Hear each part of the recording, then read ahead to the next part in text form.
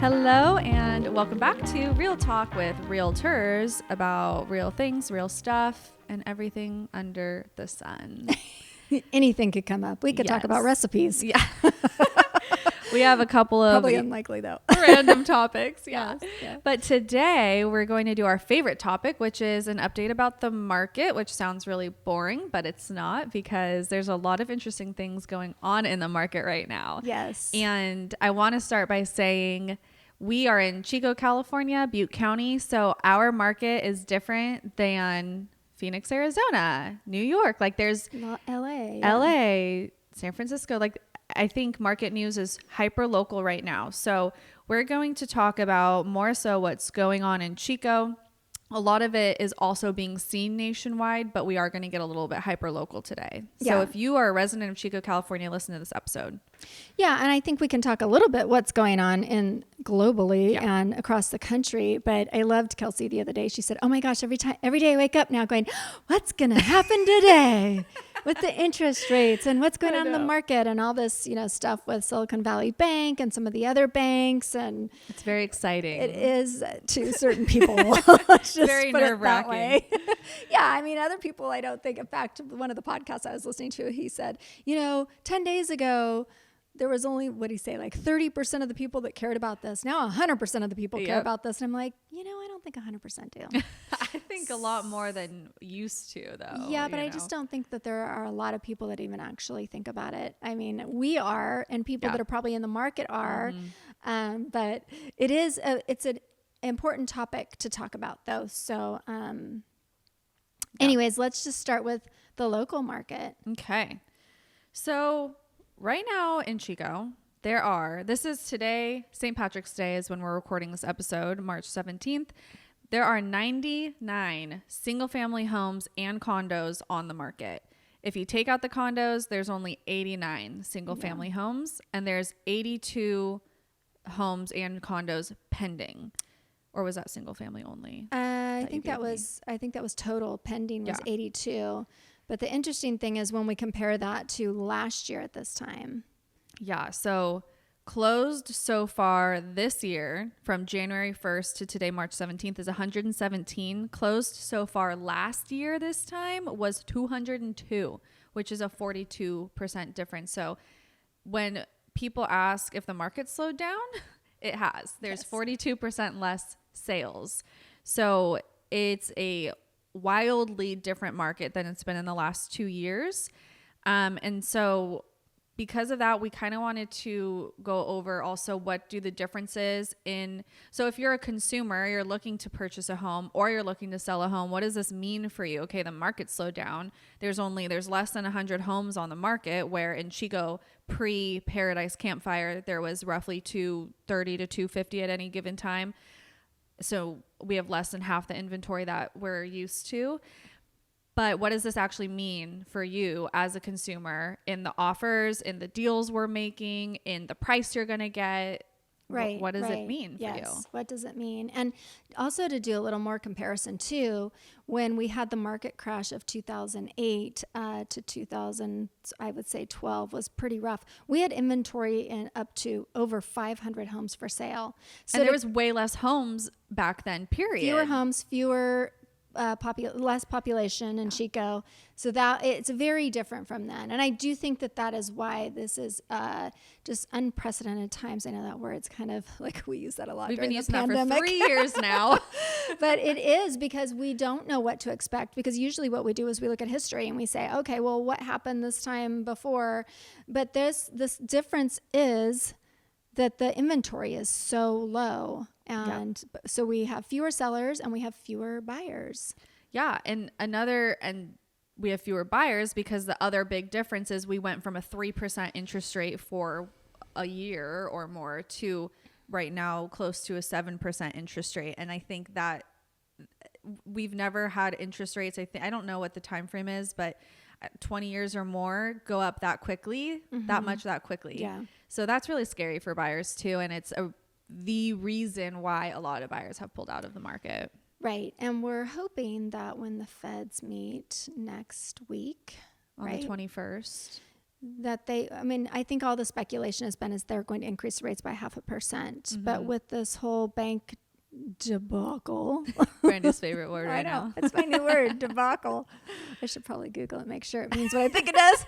But with all of that going on, we're hoping that they say, okay, maybe we did slow this economy down enough, although inflation is still high. I think it's gone down a little bit, so that's good.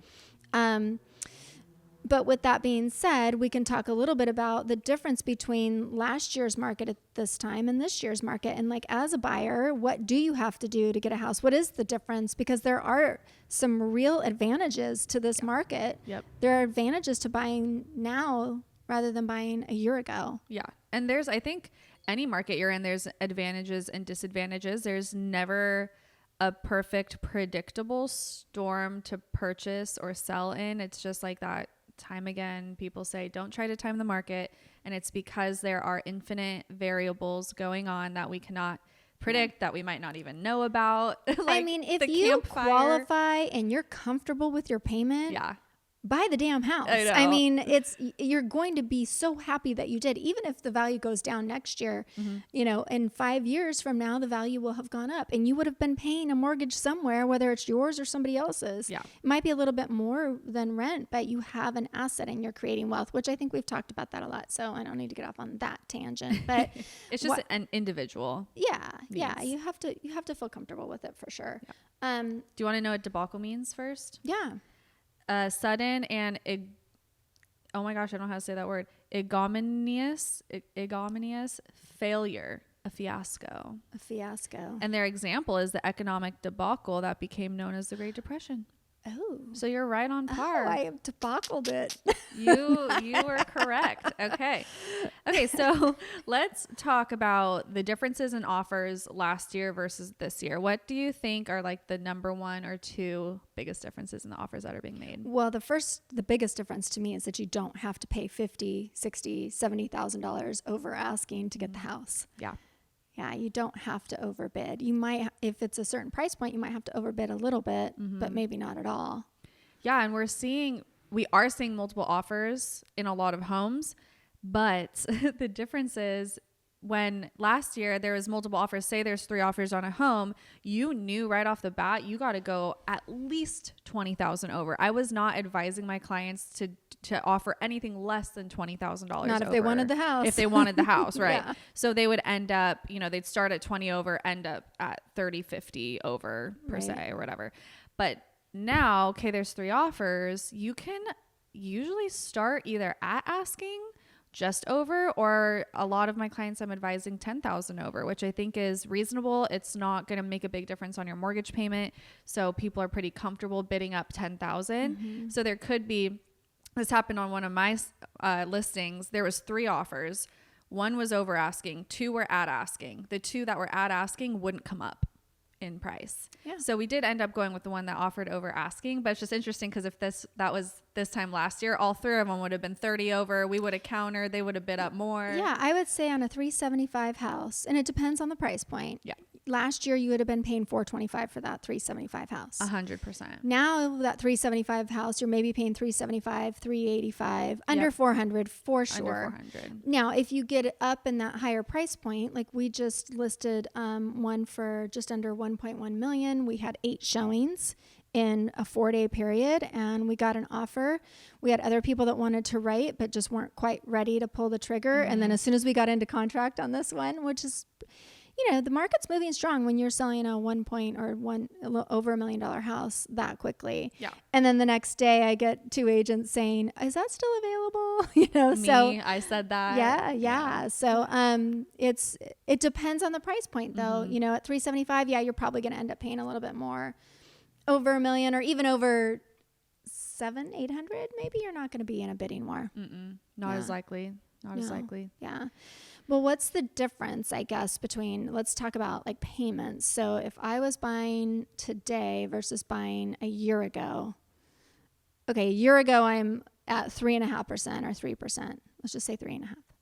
Today I'm at 6.5. So what's the difference like in my payments? So the difference we calculated, you can afford about $50,000 more at a 3.5% interest rate. So obviously, the lower your rate is, the more home you can afford, or the larger purchase price you can afford. So we have an example here, and we just used an online mortgage calculator for this. But at 375 purchase price, 10% down at a 6.5% rate, you're going to pay about $2,600, and that includes mortgage insurance, taxes, and interest. Now, if you have a 3.5% interest rate, say a 425 purchase price with 10% down, you're actually paying $2,300. So you get a $50,000 more home for $300-ish less a month.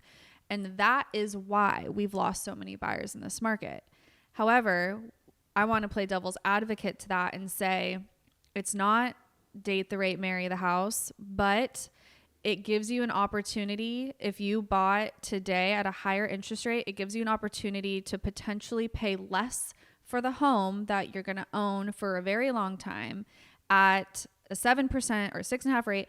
And then if rates do go down, you do have the opportunity to refinance. So you want to make sure that you're comfortable at a payment, whatever that payment is at 6.5%, you want to be comfortable for sure. But then you're going to be jumping for joy in the next year or two if rates go down when you get to refinance. Right. Like I have the duplex, I have a 2.99% interest rate on that. Now with an investment property, a lot of times investors use that as a tool to get more properties. You can do a HELOC, pull money out of it. You can refinance and pull cash out. You can sell it. I have a 3% interest rate. I don't want to do anything with that. Right. I'm scared to touch that. Yeah. If I bought that at a 6% interest rate, the next time rates went down, I would refi, I'd pull cash out. I'd be able to use that money for another investment. And now I'm kind of like, I don't want to do anything with that rate. Right. Well, then that's why we can talk about that in a second, but that's why our inventory is so low, is because a lot of people do have that low rate and they're crazy to get rid of it. But back to the 375 versus 425 house. I think today it's the same house at 375. You're just not having to pay 425 for the 375 house. Yes. Now you're paying 375 or 385. Maybe you're going 10 over because that's such a hot price point. Because more of us can afford that. So I think that's something else to look at. Maybe it is the same house, but you're going to pay about $300 more a month. Then you calculate, well, 300 times 12. And then you compare that to what the equity that you're going to gain over the next 5 years. And at the end of the day, you're going to be it's going to be a beneficial. There's never been a time when, well, I would say, except for maybe in 2008. Well, but over like a 10 or 20 year period. Yeah, where real estate has gone down. Yeah. I mean, real estate has always proven to be a great investment. So yeah, it's the safest investment. It's a long-term investment. It's just hard to swallow when your buddy gets a 3% and you're like, what do you have, man? I got 6.5. Oh, you're an idiot. Yeah. It's like, well, no, you're not an idiot. You bought a house. Yeah. And you're creating wealth for yourself and your family. Yeah. And people were nervous to buy in 2020 and 2021 because of the bidding wars. So I know. It's so funny. It's always going to be something. Right. It's always, right. The prices are too high. I don't want to do it now. And then we're like, well, what are you going to do when the interest rates go up? Interest rates are too high. And now they did. Now, now interest rates are too high. Yep. Okay. Well, there's always going to be a reason. Yep. And we told them back then, listen, there's all there's the bidding wars because the rates are low. So the only way to stop this from happening is when and if rates go up. And now people want rates to go back down. Well, guess what's going to happen when rates go down? You're going to have a bidding war. You're going to pay $50,000 more for that house. And that's exactly what's happened over I think forever. Rates go up, prices come down. Rates go down, prices go up. It's all about the monthly payment. It's all about what someone can afford on their monthly mortgage. Right. Yeah. At the end of the day.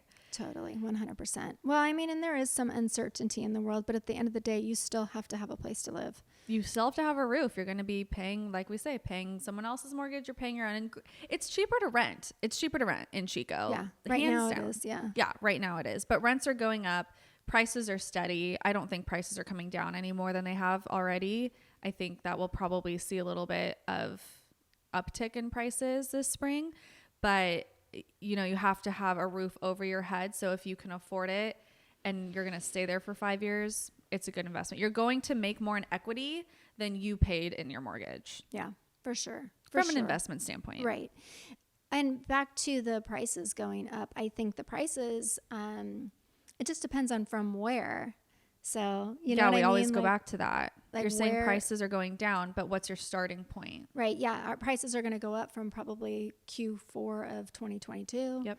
And the first month of January, or, of 2023, but they aren't going to be going up from May of 2022. Right. They've come down from May of 2022. They're going to go up from Q4 of 2022, but they're probably not going to get back to May of 2022 anytime soon, as long as we have rates this high. But if rates in the second half of the year do end up coming down, if they get into the low fives again, I don't I don't think that's going to happen. But if it does, we could definitely see prices kind of, I don't want to use the word skyrocket, but go higher. Yeah, for sure. Increase. And I think that at the end of the day, if you say, okay, I bought my house in 2023, what is it worth in 2028? I think I saw a prediction of it'll be worth at least $50,000 more.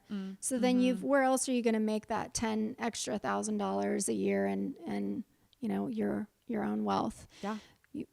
Again, you're going to be paying it anyway. You might as well be benefiting you instead of somebody else. So definitely we keep saying that, but it's so true. And I talked to a couple of people recently who say they like to rent because then they don't have to fix anything. My argument to that is buy a newer home and you'll probably be all right. And you might have an appliance replacement every couple years, have a sinking fund for that. But it's really like, I'm a landlord and I don't pay that much to fix stuff in and you don't house. go and rent a car because you don't want to do the maintenance on a car. Right. Like, you don't just, I'm going to rent a car instead of own one. Yeah. I mean, it's just part of. It's a little bit of a funny argument. And back to, I think, and maybe this is where we wrap it up, as why is the inventory so low? And we said this earlier. I mean, it's just, you have your 3% interest rate on your duplex. You're not going to. Not selling that thing at 3%. You're not. No. And so same thing with me. So that's why I think we have a lack of inventory, as the person that maybe wants to move up or move down does not want to leave their 3% interest rate. What we're seeing though is that I have to. Yeah. So I have one client that is moving into assisted living. I have another client that bought a house for their kid to go to Chico State 20 years ago. And, the kids graduated like a long time ago, and he just kept, and they don't even live here. And he's like, the tenants moved out and he decided to sell it now. So I think it's more of a, this is probably the right time, like it's extra property, or we have to, or I have some clients right now that got a job transfer. It's like, we got to go. Yeah. So we got to sell. So I think it's job transfer, moving into assisted living, or we have, a kid on the way and we definitely need a bigger space. Yeah. So I think it's must have to right now, or you're renting. I was gonna say that the first time home buyer who is renting, they're maybe late 20s, early 30s, they're ready to plant roots, they have the savings, they're just ready to reach that stage in life. Right. I have a lot of those types of clients, and I am really proud of them for making a move in this type of market. It's a hard decision right now, and I think it's the right decision. And I do very transparent that they need to be able to stay in that home for 5 years or more. Right. You know what? And Kelsey, you are in this every single day. Yeah. You are researching. You are listening to podcasts. You are listening to your buddy Byron on the hot sheet. I mean, you know what's going on. And so, I think that any home buyer or seller would be really lucky to have you as an agent, because you are so knowledgeable. You are the knowledge broker. Thanks, Fran. So anyways, cool. You got anything else? No, I mean, yes, we could go on forever, but I think we'll wrap it up there. And hopefully this was helpful to anybody that's kind of lost right now in what's going on in the market. Feel free to reach out to me or Brandy at any time. Like, you can reach us on Instagram or text, whatever, and we're always happy to talk about the market. Yeah, text me though, because the Instagram thing, I don't know. True. I can't even send you Instagram messages. I just copy the link and text it to you. Sorry. So I'm old school, man. I'm old school. Text me. Message me, text Brandy. You can't email her either because she won't see that. Terrible. I'm the worst. All right. Anyways, find us on Instagram or just message Laughing's team. We'll get back to you, and we want to talk about the market, and we want to talk about strategy for your next move. Thanks, everyone. Peace out. Peace out.